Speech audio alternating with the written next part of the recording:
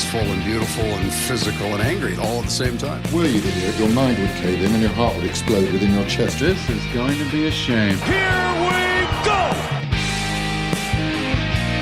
How's it going, everybody? Welcome inside an all-new episode of the Tall Can Audio Podcast for your Wednesday. Matt Robinson here with you in the TCA studio in beautiful Bytown, Canada, talking today to our pal out in Halifax, Nova Scotia. Scott MacArthur's here. What's going on, man? So you're looking for that midweek drop in download data, huh? you know, just like bring on that guy and cut the listenership in half for a day. You know, just stunt the momentum just enough, huh? A little self-loathing here for your Wednesday there, Scotty. I just want to say, Matt, I want to set the stage for the conversation. Okay. I do not have any erstwhile tragedies like losing my passport on the other side of the world or having my football team defecate itself all over its home field, although my team did try. It gave it a shot. They were able to plug the orifice just in time before it started running down their leg. Yeah. But I don't have the saga of Lever Sage or anything close to it to bring to you today. So just a warning. Well, I have a feeling you did have your own emotional roller coaster last week, and we will touch on that in a second. But you know where we like to start here, and I want to shout out the Broadhead Brewing Company here. Okay. That's my toaster. All right. I actually smell burnt toast because I burnt some toast. Okay. So we got burnt toast. We got trains. It's always an adventure when we call up Scotty Mac. But this is Broadhead. They're out in Orleans. They used to be just a few blocks south of the studio here, and so I visited them quite a bit. Used to pick up some kegs from them for the studio now and then. But ever since they moved out east, I see them a little less often. And when I say out east, you know how far it is to Orleans, Scotty. It's a bit of a trek from Nepean. So this is their Amber Ale, and it's one of their best. I have had this one in the keg a couple of different times because it is one of my favorites in town. And so saw the can here at the grocery store and was able to snag one of these up. So that's what we're riding with here today. Scotty, we got to talk some Blue Jays, but we're going to put that off because I want to hear about... Well, hold on a second. Okay. You don't want to lead with the Blue Jays after all the activity of the last few weeks? Yeah, there's tons to get into. There's so much. Because I was hoping to break it all down with you, Matty. Mm-hmm. I mean, you know, I thought we'd go name by name of all the consequential players that they've brought in. But if you're going to be like that, sure. Okay. It's your show, man. I'm just here. Okay, so, you know, we saw the Packers do what they did to the Cowboys, and it was never close. They owned them from start to finish. And then they roll in to play the 49ers, and that was close most of the way through. I think to start the second half, was there not 3 lead changes in 3 possessions? This was an adventure all the way through. And so when Lever was on here last week, Mr. Versage told us that he came to grips, he accepted his loss long before the game had ended. You're still furious, you're still pissed off, but you understand this is done. Whereas you, right, I imagine, were on quite the roller coaster throughout that game. Yeah, so like I live in a room in a larger house where there are obviously other people in other parts of the house. And so I am aware that my voice carries generally, and that it especially carries because I've been told when the 49ers happen to be on. Yeah, I could see that. And that's when things are going well. So, because for most of the season, things have gone well. Yeah. But it was, I don't know how to describe it any other way than to say, and this is, you know, as we talk, we're in late January of 2024. I became a 49ers fan in January of 1989. So this is like the 35th anniversary. I don't remember the exact date, but this month is the 35th anniversary of my 49ers fandom. Right. I can't remember my team winning a more important game, or a game of that importance, right? Win or go home. Yeah. Having played that poorly. But they managed to do so. It was kind of like, it was different, but it was kind of like the Baltimore Ravens game on Christmas night, which also didn't go well. But that at halftime, as badly as the Niners had played against the Ravens on Christmas night, and Brock Purdy had thrown 3 of his 4 interceptions in the first half of that game, the Niners were still only down 16-12, 4 points at halftime. Now, they ended up getting blown out because the first few possessions of the third quarter, second half were awful. And that included Brock's 4th interception that the Ravens then started, probably in the 49ers red zone and scored. They scored their own touchdown, blah, blah, blah. It became a blowout, game over. This game, as badly as the Niners had played, they were leading 7-6 at halftime. Yeah. And could have been 10-6 if Jake Moody's field goal attempt at the end of the half hadn't been blocked. So, you're sitting there and you're going, this is hideous. This is atrocious. And when, it doesn't matter if you're a Senators fan, a Leafs fan, whatever, your team, right? Mm-hmm. And the history of your team, not so much the longer term because it doesn't apply, but the more recent term.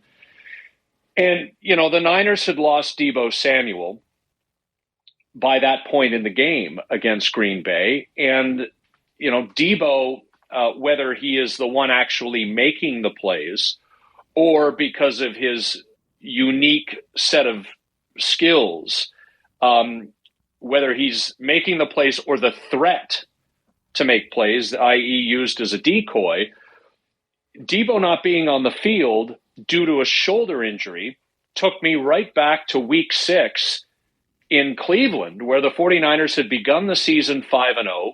Deebo suffered a first half shoulder injury, didn't return to the game. The offense in the rain in Cleveland was dysfunctional for the entirety of that game, and the Niners lost. But wasn't it interesting that in that game in Cleveland, Brock Purdy, as badly as he played that day, that was the worst game of Brock Purdy's season prior to Saturday. Right. He did lead them on what would have been a game-winning drive had the kicker not missed the field goal as time expired. And we lost 19-17 instead of 20-19. So there was all this thing about Brock Purdy can't lead a game-winning drive and the Niners can't come from behind when they're trailing in the fourth quarter and blah, blah, blah.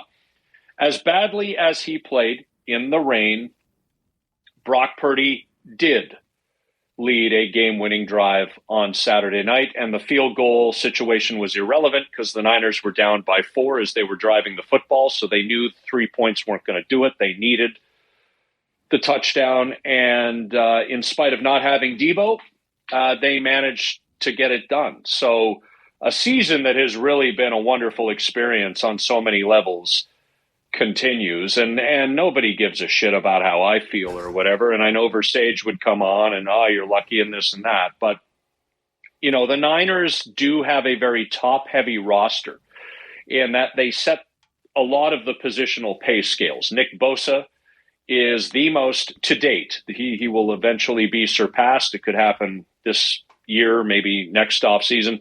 But he is the most expensive defensive player in NFL history. Right. And that's just because he's the most recent player at his level to have come up for a second contract. So he tops the pay scale among all defenders and therefore defensive ends. Fred Warner is one of the best middle linebackers in football and is at, and if I'm wrong about this, he certainly is near the top of the pay scale for middle linebackers. Trent Williams is arguably the greatest left tackle to have ever played in the National Football League, and he is the pay leader at his position. protecting the blind side of the quarterback. Deebo Samuel is paid among the top receivers, Christian McCaffrey among the top running backs. So like they have a lot of top heavy superstars and, have terrific camaraderie. This is a team full of guys who truly love each other. I follow it closely enough. I see them on social media. I hear that I watch all their press conferences and media availabilities in the locker rooms. I'm going to stop going on about this because then you're really going to think I'm a loser. But this is a team that truly loves each other, and so I'm glad they snuck through that game, and now have an opportunity to continue this path to the Super Bowl, and we'll see if they can make it. And if they do, well then, you just got to be better on any given Sunday, even if a lot of people think that their opponent, be it Baltimore or Kansas City, is the more seasoned or better team or whatever. But I'm not even going there yet because I have a ton of respect for the Detroit Lions. So it should be a fun Sunday of football: Chiefs, Ravens, and then Niners, Lions. Well, I'm curious, is there a part of you, I don't know, I'm curious about what kind of fan you are. And it sounds like you're a loud fan, but I when you are sitting and watching that game, and it is the Packers, and they've kind of got this storied history, and they just wiped out the Cowboys, no problem. The Niners were never out of it, but is there ever a moment in that game where you're like, oh my God, it's happening to us. We're next on their magic run here. Oh yeah. No, I dropped to my ass on the couch after one of Brock Purdy's, I can't remember if it was third quarter, might have been third quarter, but Brock's got issues gripping the football in the rain. I mean, that is now well established. Not a narrative. It is a legitimate concern given how things went in Cleveland in mid-October and on Saturday night.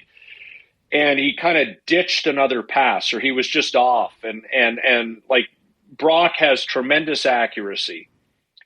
And for his physical limitations, and that he's 6 feet tall, he's not physically imposing like a Josh Allen or a Lamar Jackson might be.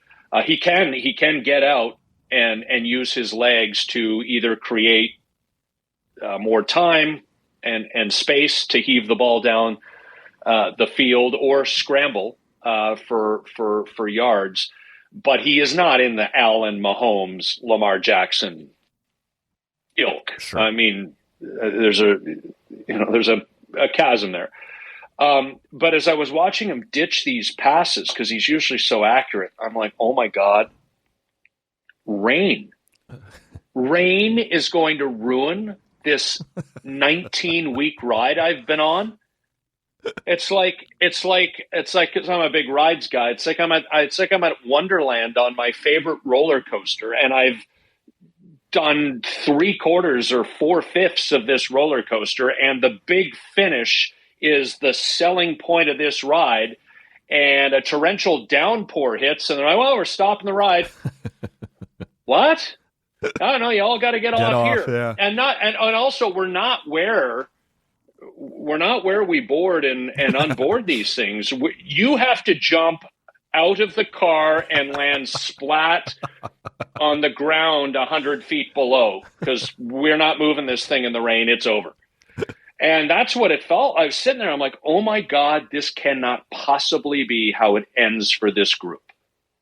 It cannot happen. And it's interesting, as bad as things went, I will always say this, especially for teams with the quality of players that the 49ers have. If you don't turn the ball over, or if you turn it over less than the other team, you should win the game. And, what did we do? And yes, I say we when it comes to the 49ers. And if you don't like that, then have some broadhead brewing and drown in your hatred of me. But what did we do against the Ravens on Christmas night? We threw 5 interceptions. The last one was Sam Darnold at the end, trying to come back from a 2-score deficit inside the final 2 minutes. That one isn't even really relevant. The game was over. Right. But Brock threw 4 interceptions. Baltimore didn't turn the ball over. I'm not taking anything away from the Ravens' win. No. They earned those turnovers. Right. That's part of it. But we lost because we turned the ball over 4 times and they didn't turn it over at all. Well, what ended up happening on Saturday night? Now, Brock Purdy should have thrown at least a couple of interceptions because he was off the mark.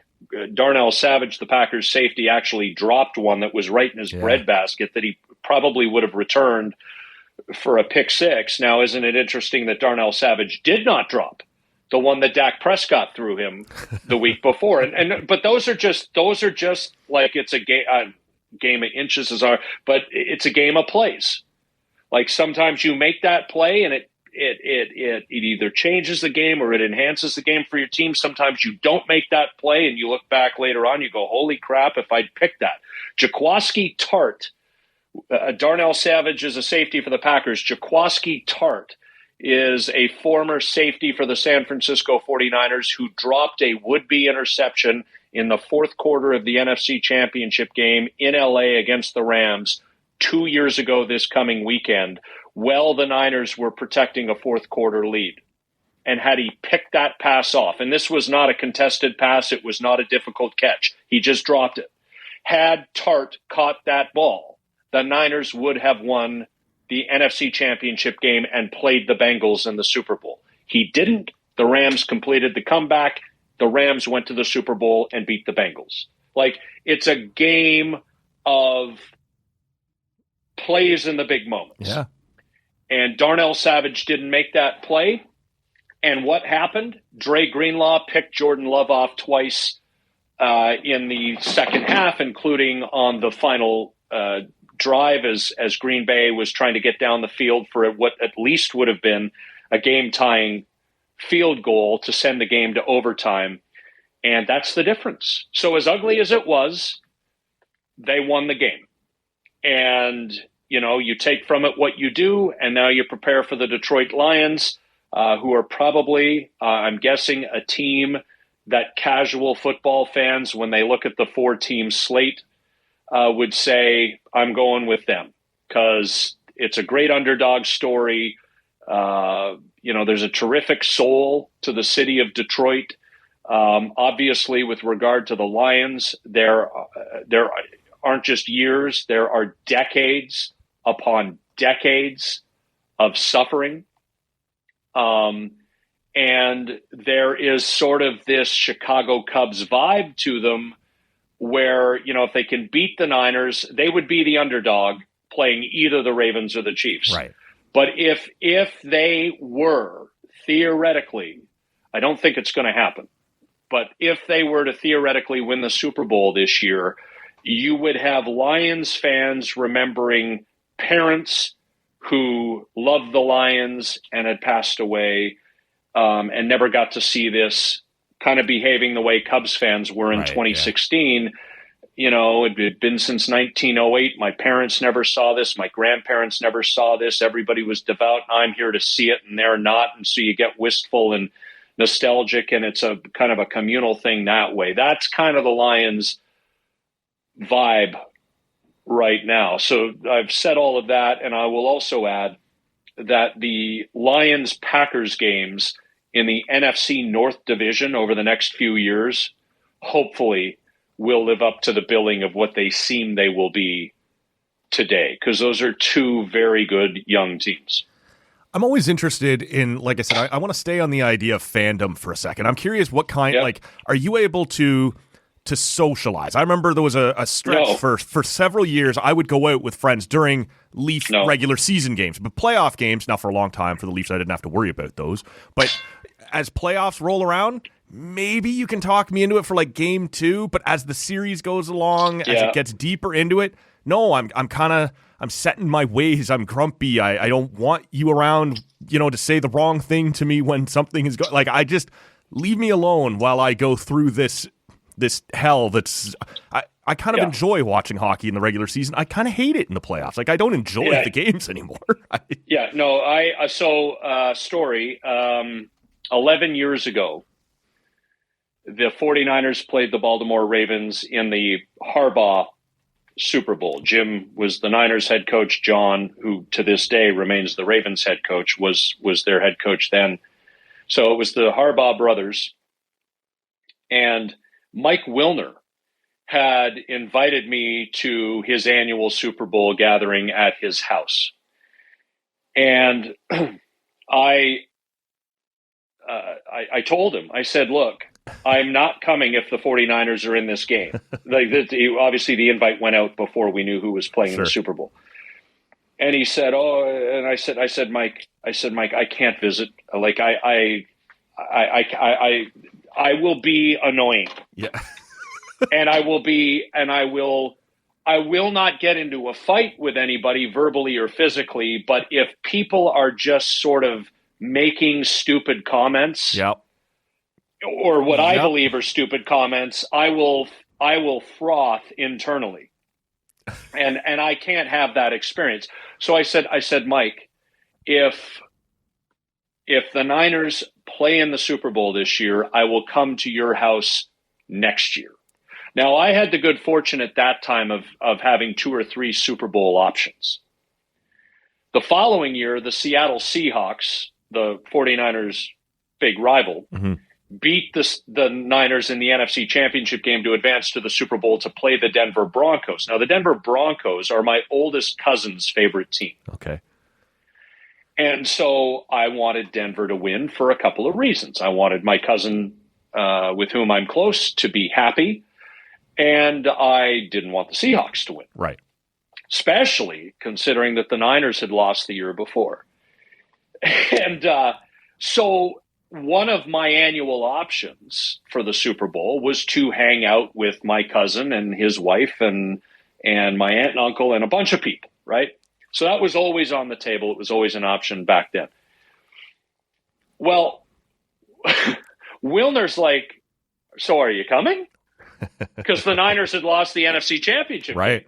And I wanted to watch with my cousin, Broncos fan, blah, blah, blah. So I ended up going to Wilner's that year because I felt I had to live up to the promise. But anyway, all of that to say that I need to be alone.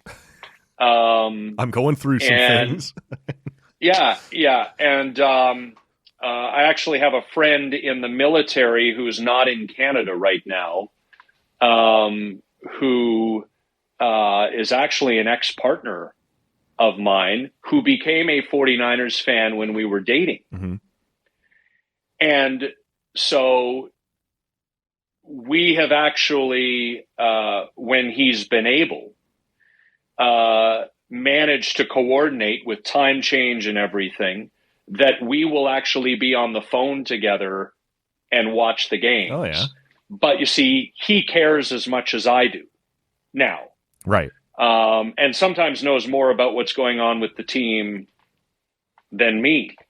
So there's an understanding there, a kindred spirit. Yeah. Like if you don't care and you just want to pick at me, or like, that's a problem. Right. So I just like, and it'll be the same. If the Niners win Sunday, I'm not leaving my home for the Super Bowl. If they lose, I'll probably hang out with some friends and watch the Lions, play whoever they play. Exactly. Like I thought Saturday or the game there this past weekend, Niners and Packers, I don't have a rooting interest. I'm loving that game. That game was all kinds of exciting. But if you're a fan of one of those teams, you're like, yeah, no, leave me alone. Don't talk to me. I think back, Scotty, to, and it's different because the NFL, it's one game and you're out, right? I understand that's a more stressful situation. But last year, all the way through the NHL season last year, it was always nothing matters until they get to the playoffs. We've seen it 100 times. The Leafs get there, they lose in the first round, so no one cares about the regular season. Fine, I accept that.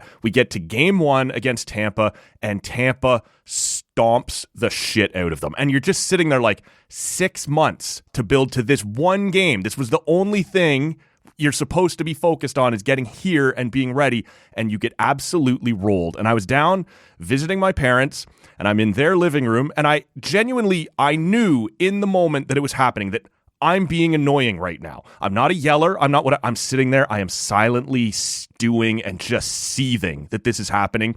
And they're talking about the game and they care. They're Leaf fans, whatever. But I want no part of talking to anybody. I am just melting down internally at the fact that this is happening again. Right now, of course, whatever. The Leafs go on and win that series, get rolled by Florida the next. But in that moment, I'm like, I am a terrible person to watch these games with. I just can't be around people anymore. Right. Yeah. No. And isn't it interesting that had the Leafs and Lightning been football teams in the NFL, that result would have seen the Lightning move ahead and the Leafs go Series home. Over. Yeah. So it's a little different, right? Yep. And as you were talking about that, I was remembering game one of the years. It's so long ago now.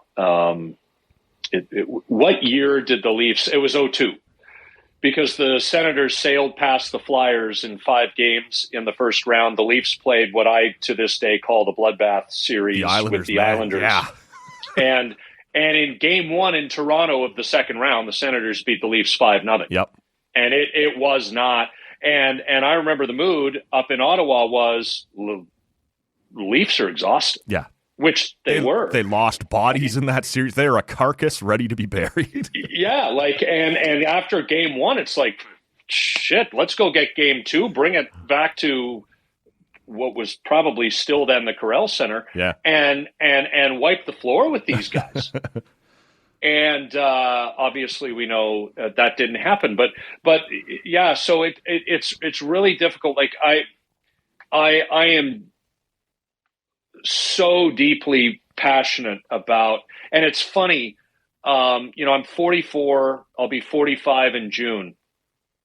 And I've said this to people, but it's interesting. One of my favorite podcasters is John Middlecoff, who's a Bay Area guy. He's probably about 39, 40 years old, a Bay Area guy who grew up loving the Niners, who ended up working in scouting for the Philadelphia Eagles, bounced around to a couple of other teams, well connected within the league, now lives in Arizona and is just an absolute podcast king, in my opinion, when it comes to NFL stuff.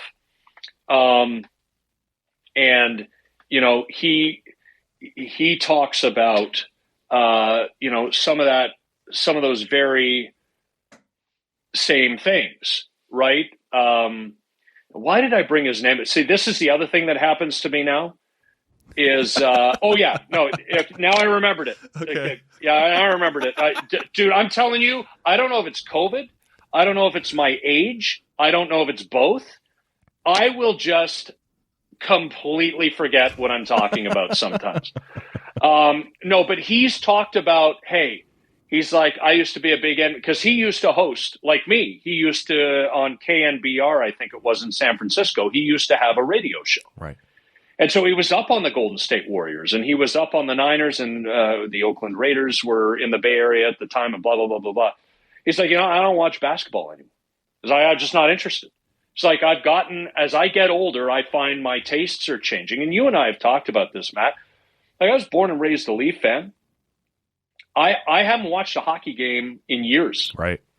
I have started to morph, and I never thought this day would come. I've started to slowly morph away from baseball. Now, It's interesting because I'm doing a podcast. Yep. So I'm talking emotionally. I stay on top of things because for as long as I do the podcast, I have a responsibility to be on top of it. But it is more of a fight for me now to want to be engaged. And I went through those feelings regarding the Toronto Maple Leafs and the National Hockey League in general while I was on the terrestrial mainstream radio. I was fighting that. It was a slog for me to sit down and watch a Leafs game. I'm now finding it's a challenge for me, and I'm so you know me. I've been on your show. I'm put off by the whole ownership and front office of the Toronto Blue Jays. So, in the very same way that in the I'm not going to hang this on Phil Kessel and Dion Phaneuf because it's not fair to them. But in the very same way that the guy who was running the Toronto Maple Leafs at that time angered me, and then I reached the peak of my anger and sort of fell off a cliff and became just indifferent.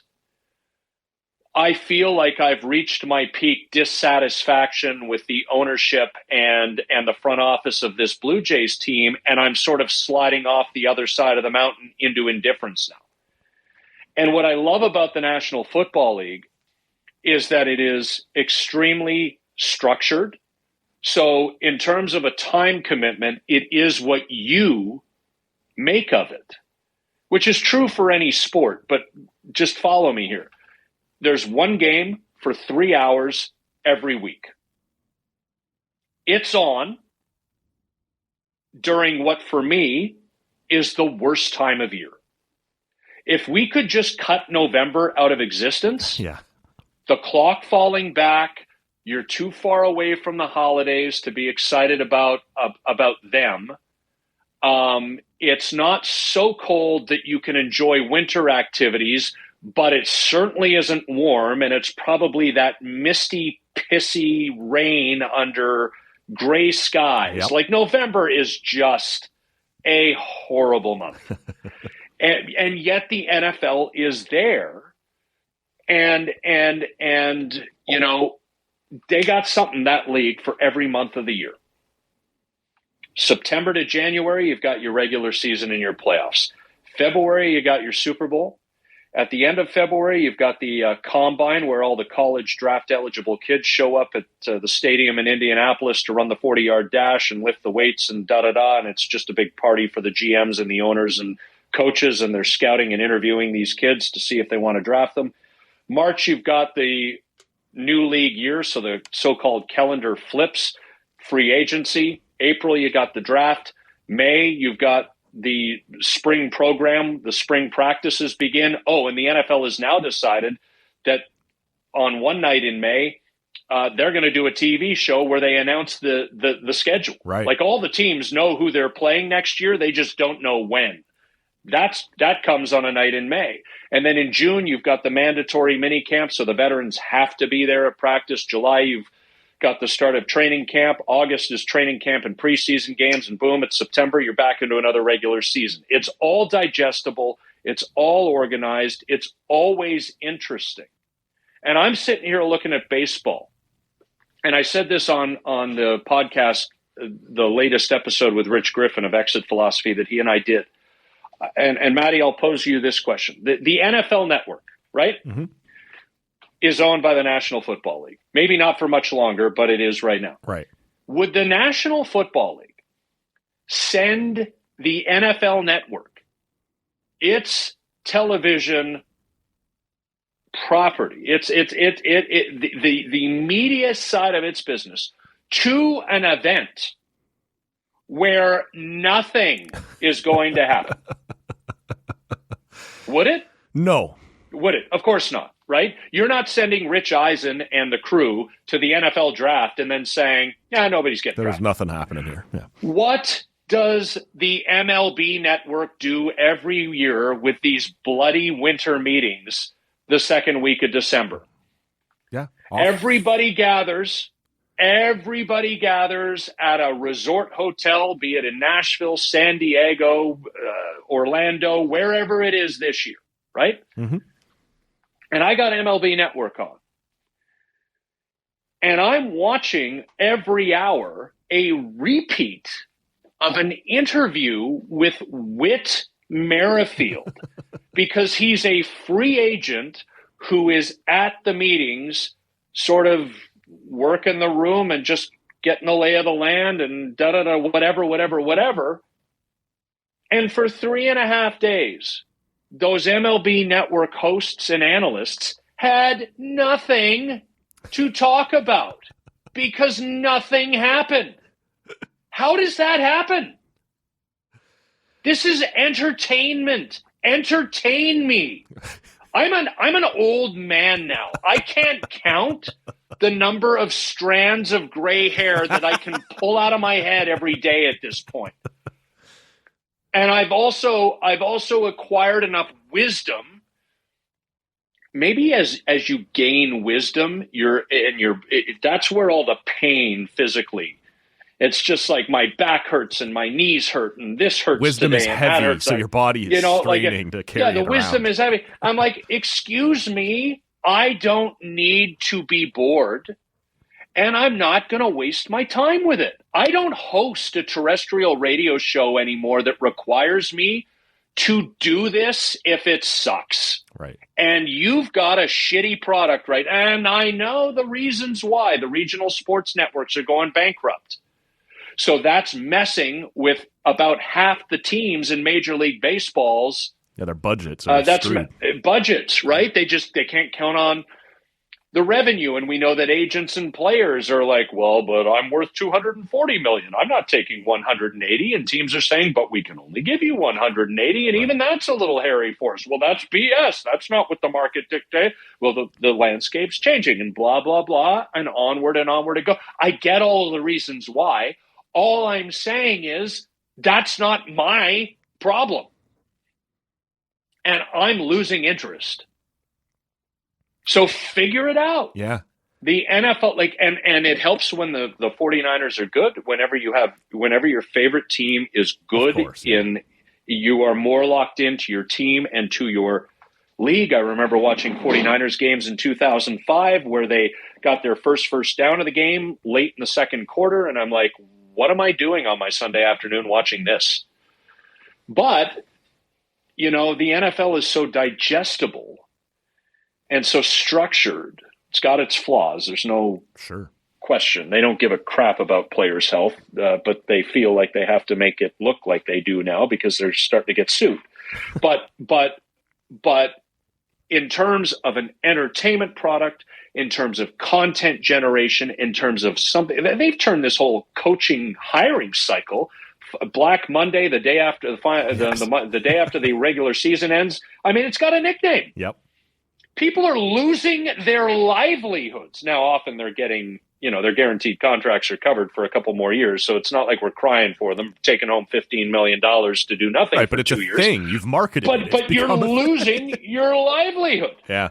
And it's a thing. And now we're into the coach hiring cycle that coincides with the playoffs. And so, I mean, there's just always something, and it feeds the beast, and it works for me. Well, let me ask you this. That's another long-ass rant, but you know me. I love to go in different directions. Well, let me ask you this. And, you referenced there a few minutes ago the idea of irritation and anger eventually pushing you into indifference. And last year, for Blue Jays fans, it was a bit of a slog to watch, right? Like, the team never quite clicked the way we felt like it should. And even when they still were clearly a pretty good team, they were still basically from start to finish always going to make the playoffs. It just never felt fun to watch. And so by the time the season was over, look, I was still all in on the playoffs and I was cheering for them and everything. But when it was over, you're kind of like, finally, and even from doing this show, you're like, if I don't have to talk anymore about why isn't Vlad doing this and why can't they get guys in from third base or whatever it was, it just wasn't fun. And so you sort of get this break through the offseason. And I sort of assumed when my irritation faded throughout October and I had sort of forgotten how unfun the season was, that by the time April rolled around, I'd be excited again. Baseball's back. Let's get going. And I'm sure there's a part of me that still will be like that. But with the offseason that they've had, I'm sitting here right now feeling like there's not a whole lot of reason to believe this year is going to be more fun to watch. Is there, especially while they're trying to sell new premium seats and everything, is there a risk right now that after last season and then this offseason that they may run into some indifference from a lot of fans here? Well, I mean, I think that's going to be results oriented. So, look at it now. And I used to do, when I covered the Blue Jays, obviously I would do, not nearly as frequently, but I would do guest spots on the radio in January and what have you. And people would say, well, this, and this doesn't look so good right now. And I'd say, yeah, no, I agree with you. But let's wait until spring training starts. Because then we'll have a much better sense of how the roster has been filled out, etc. And so I will stick to that. Most of those off seasons, though, didn't come on the heels of this bad season that then was followed by the body slam of the Shohei roller coaster. Oh my God, we're getting him. Oh no, you're not. Right. No, so I will stick to that premise as a general overview. Yeah. In that, only to say that I'm allowing for the possibility of good things, more than one, or a good thing, or more good things coming here. It's theoretically possible. But Matt, where this team is right now, in my opinion, like today on, what is it, January the 24th? Yep. This team will be around 500. This is an 80 to 84 win roster today. Mm-hmm. Now, I saw Rhys Hoskins went to Milwaukee. Yeah. It feels like Jorge Soler will be a Blue Jay. Now, if he isn't, then what? Right. Because they're in a lot of offense. Yeah, you're looking at JD Martinez, maybe. You're looking at, I don't even know what is Jock Peterson still kicking around. Justin Turner, yeah, and he's 38. Yeah, so like where they are, and of course, and I get it. We are waiting for the stare down between Cody Bellinger and the Chicago Cubs to mercifully come to an end. Yeah. Just sign him so that Chapman, who's also a Scott Boras client like Bellinger, can sign, and then we can get the bloody ball rolling here. Yeah. I don't know. This is all interesting and entertaining to somebody. I don't know who it is. I don't know if it's the baseball. I wouldn't throw anything in any individual baseball insider's lap. But the way this plays out and the way this is all happening must be interesting to people that I've never met, because I'm not interested, and I don't know people who are. Yeah. Like, can we get something going here? Well, even if you're a player, it's like 3-4 weeks at the most till I'm supposed to report to spring training. I don't know where I'm living this year. Like, this is stupid to have it drag out this long. Matt, I was in Clearwater, home of the Philadelphia Phillies, on March the 3rd, 2019. The Jays and the Phillies were playing that day. Right. Well, geez, Scott, that's almost certifiably insane that you remember the exact date. Why would that be? Because my shoulder still has not recovered from the awkward angle I had to use to get my microphone into the scrum with Bryce Harper, right, who arrived that day after signing his massive contract to become a Philly in early March. Insanity. It's like, and then the new CBA was supposed to fix some of this stuff, and it kind of sort of did, and we started to get more activity again at the winter meetings in early December. But I really do think the RSN's cratering, and well, and like, say what you want about, like you did, the NFL and their schedule. Like, even the NHL has their crazy Canada Day thing. Of course, there's tampering happening. There's guys signing deals at 12:03 or whatever. But when the NHL has lapped you in terms of getting their free agent shit done and making it an event that you can televise all day, you are doing this wrong. When Gary Bettman's league has gotten ahead of you on this front, man, like, you know what? And Pierre LeBrun's one of the nicest guys in the business. Pierre LeBrun deserves and should be golfing near his cottage on July the 4th. Right. Free agency on the 1st, the trickle down on the 2nd, maybe a guy or two on the 3rd, and then everybody says bye-bye for 8 weeks. We've had Bob McKenzie on this show a couple times, and he has talked about his great drive. He literally leaves from free agent frenzy on TSN, gets in his truck, straight to the cottage, don't call me till after Labor Day. That's it, 5 o'clock, July 1st, I'm out. My name is Bobby Margarita until Labor Day. That's it. That's it. Yeah. And I look, baseball does not have a salary cap. It has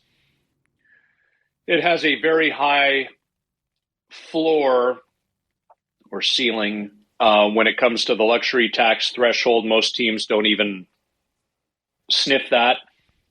And I am not pro salary cap. Right.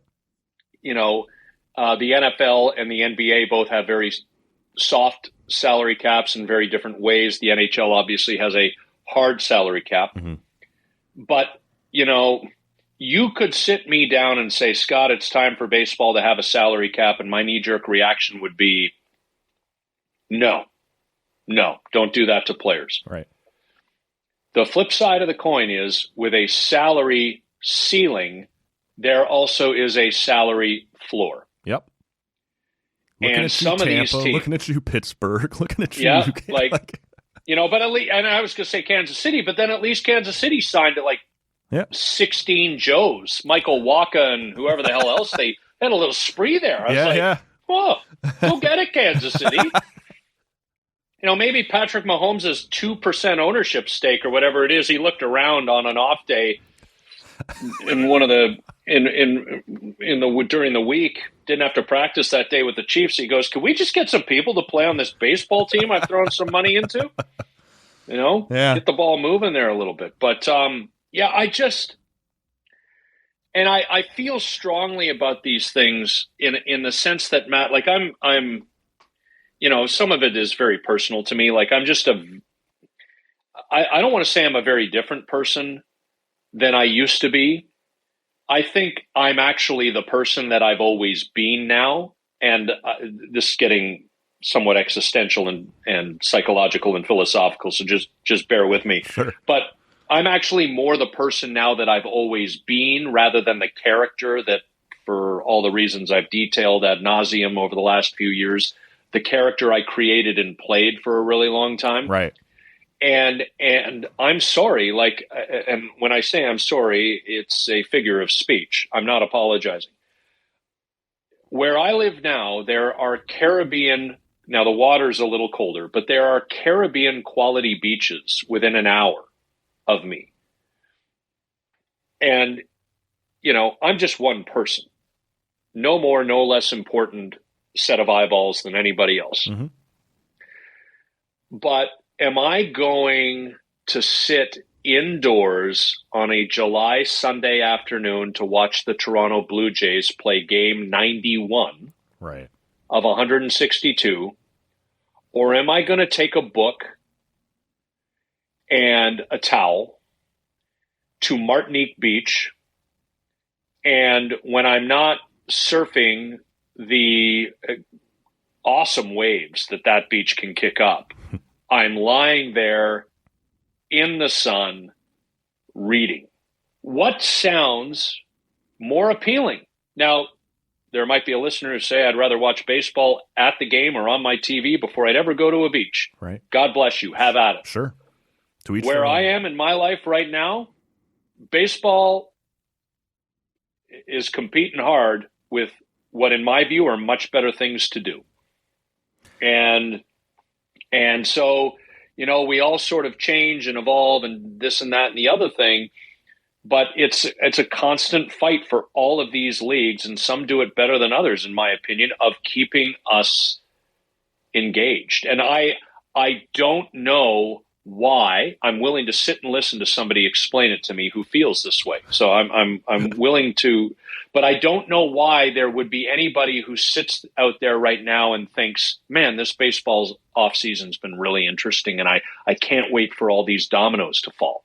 It's like, no, all of that should have happened by now. Yeah. Yeah.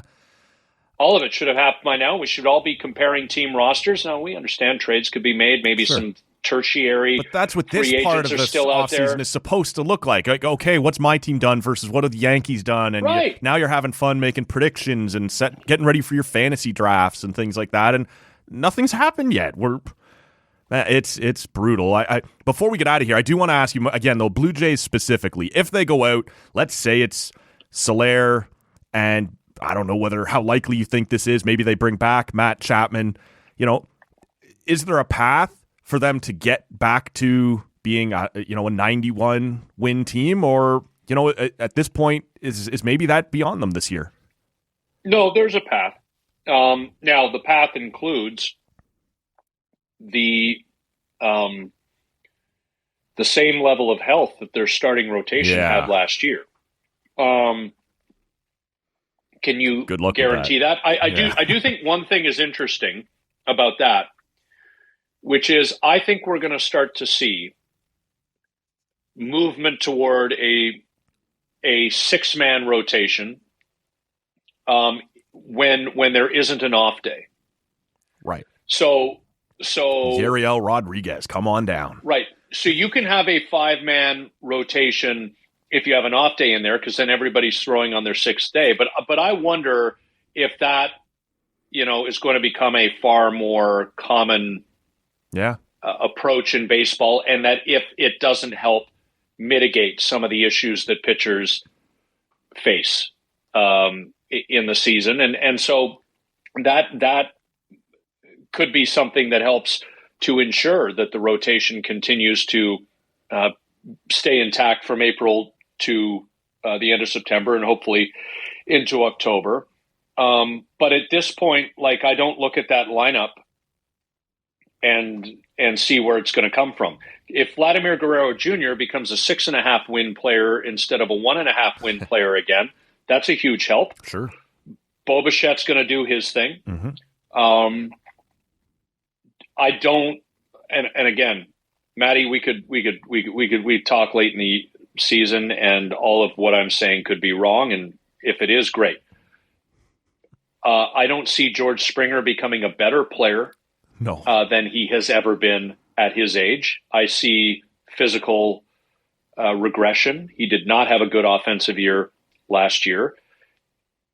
If you believe that Kevin Kiermaier is capable of exceeding his offensive output from last year, I have a bridge to sell you.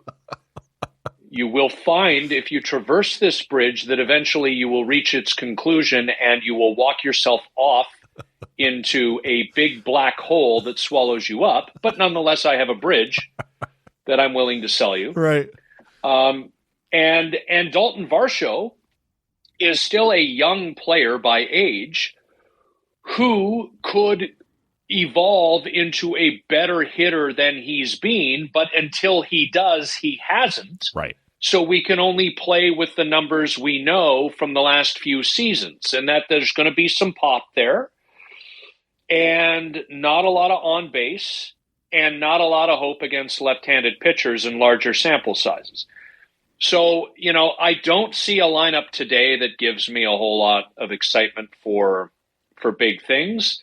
But as I always say, I'm willing to be wrong. And when it comes to the Toronto Blue Jays, because Toronto's my home city and fans are passionate and, I like a lot of their players. I'm a huge Bo Bichette fan.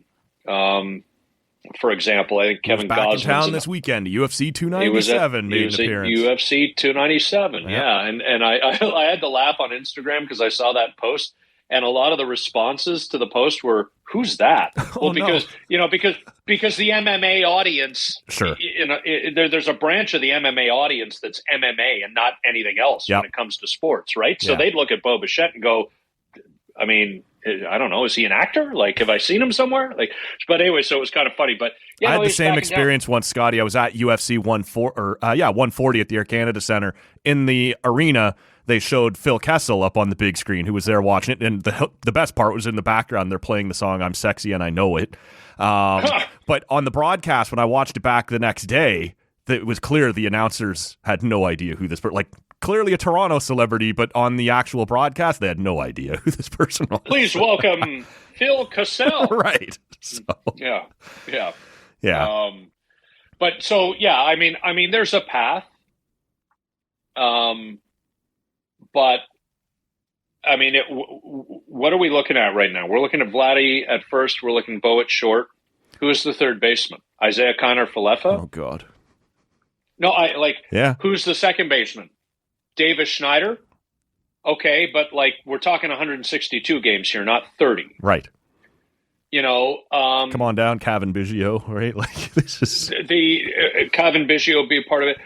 Isaiah Kiner-Falefa makes Santiago Espinal redundant. Yep.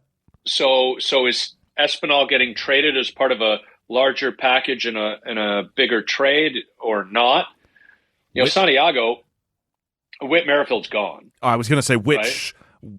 Oh, which Kirk are you planning to get this year? Right, like what version of that guy? I know some people sort of want to give him a little bit of a pass because he had the kid late last year coming into spring training and it slowed him down. But I would allow that to count for being messed up in April and early May. Should you still be messed up all year? I have a lot of questions about this lineup. How many games is Danny Jansen going to miss? Yeah. So I look at the Yankees and Juan Soto is one of the great hitters in the game. Yeah. And look, I don't care what Juan Soto's batting average is, but Juan Soto's batting average is only interesting because of the effect it has on his on-base percentage. Right. If Juan Soto hits 230, he's going to have an on-base percentage of 400.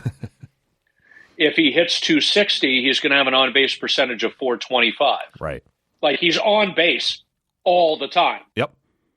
Oh, and now he plays at Yankee Stadium, now where he can literally extend his right hand and hit a home run around that right field foul. I wonder how many Juan Soto, on base, occasions though are ruined by Stanton grounding into a double play behind him. But, we'll see. It's going to be an interestingly constructed Yankees lineup, but they've gotten better. Marcus Stroman's a Yankee. Yeah, and Rodon will be back healthy. So they're at this point they're clearly a better bet than the Blue Jays right now. And Tampa's always Tampa. Baltimore is here, right? Like I'm not sure if they're division winner again, but they are here, and so it's going to be a tough year. So, I mean, again, it's an expanded playoff format. Mm-hmm. Back when I was covering the team, I would look at this roster today and say there's no chance they make the American League playoffs. Right. But with the expanded format, you never know. The more balanced schedule, yeah. You're not seeing the Orioles and the Yankees and the Rays as much, and you're seeing a little bit more of the Washington Nationals of the world, although they might not be as bad this year. But you know what I mean, the Sure. crappier teams. But health in the rotation is going to be huge, and where are the hits coming from? Yeah, Well, but I just don't look at Isaiah Kiner Falefa as my third baseman, and feel like doing a dance in my apartment. I just don't.